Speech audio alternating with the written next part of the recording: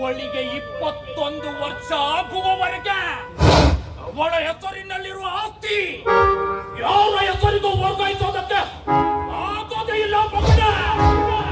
ಏ ವಿಜಯ, ಹೇಳ್ತಾ ಇದ್ದೀನಿ ಕೇಳ.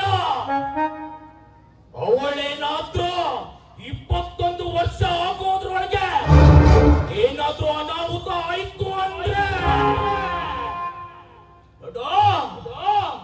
ಅವಳ ಹೆಸರಿನಲ್ಲಿರುವ ಸರ್ವ ಆಸ್ತಿ ನಮ್ಮ ಈ ಊರಿನ ದೇವಸ್ಥಾನಕ್ಕೆ ಹಾಗೂ ಅನಾಥಾಶ್ರಮಕ್ಕೆ ಸೇರುತ್ತೆ ಅಂತ ಹಕ್ಕುಪತ್ರವಾಗಿದೆ.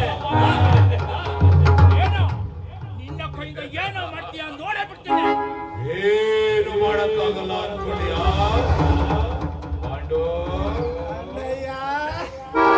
ಈಗ ನಿನ್ನ ಸ್ಪರ್ಧೆ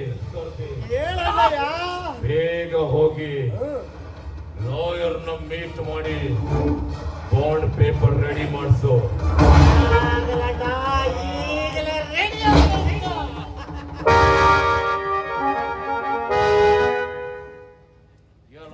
ಪಟ್ಟಿ ಮಗನೇ, ಸರಿಯಾದ ಪ್ಲಾನ್ ಅನ್ನೇ ಮಾಡಿದ್ಯಾ.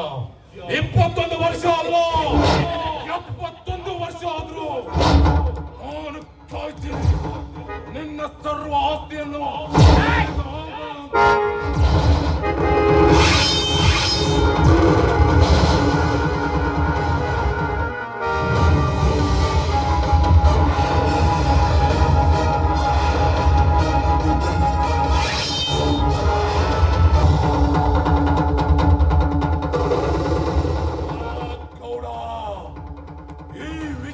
ಎದುರು ಹಾಕಿಕೊಂಡರೆ ಈ ಊರಿನ ಜನರಿಗೆ ಇದೇ ಪರಿಸ್ಥಿತಿ.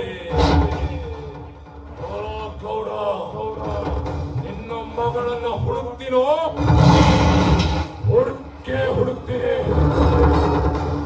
ಮೊಟ್ಟೆಗೆ ಜಾಸ್ತಿ ಬೆಚ್ಚಾಗಿದೆ.